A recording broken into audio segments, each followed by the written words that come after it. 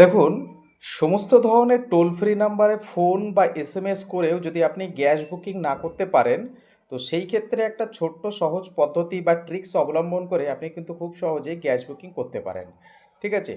এই ক্ষেত্রে কি করতে হবে? আপনার মোবাইলে থাকা যে কোনো ইউপিআই অ্যাপ, সেটা ফোনপে, গুগল পে বা পেটিএমও হতে পারে। যে কোনো অ্যাপ থেকে আপনি খুব সহজেই কিন্তু গ্যাস বুকিং করতে পারেন। তো চলুন দেখে নিই প্রসেসটা। মোবাইল থেকে আমরা পেটিএম অ্যাপসটি ওপেন করে নিলাম। ওপেন করে নেওয়ার পর এরকম একটা ইন্টারফেস ওপেন হয়ে গেল। এখানে ভিউ মোর অপশানে ক্লিক করে বুক গ্যাস সিলিন্ডার, এখান থেকে আপনার দেখুন অপারেটাস আছে, অপারেটাস সিলেক্ট করে নেবেন। করে নেওয়ার পরে এখানে দেখুন মোবাইল নাম্বার দিয়ে আমরা রেজিস্টার্ড মোবাইল নাম্বার দিয়ে আমরা সার্চ করব। এখানে আপনি রেজিস্টার্ড মোবাইল নাম্বারটি দিয়ে পুট করে দেবেন। রেজিস্টার্ড মোবাইল নাম্বার পুট করে দেওয়ার পরে কন্টিনিউ করলে আপনার এখানে, যেহেতু আমি 25 দিনের মধ্যে আমার গ্যাস নেওয়া হয়েছে তার জন্য এটা দেখাচ্ছি, তো এর পরের অপশানে আপনার পেমেন্ট দেখাবে। আপনি পেমেন্ট করে দিলে সঙ্গে সঙ্গে আপনার গ্যাস বুকিং হয়ে যাবে এবং মেসেজও চলে আসবে।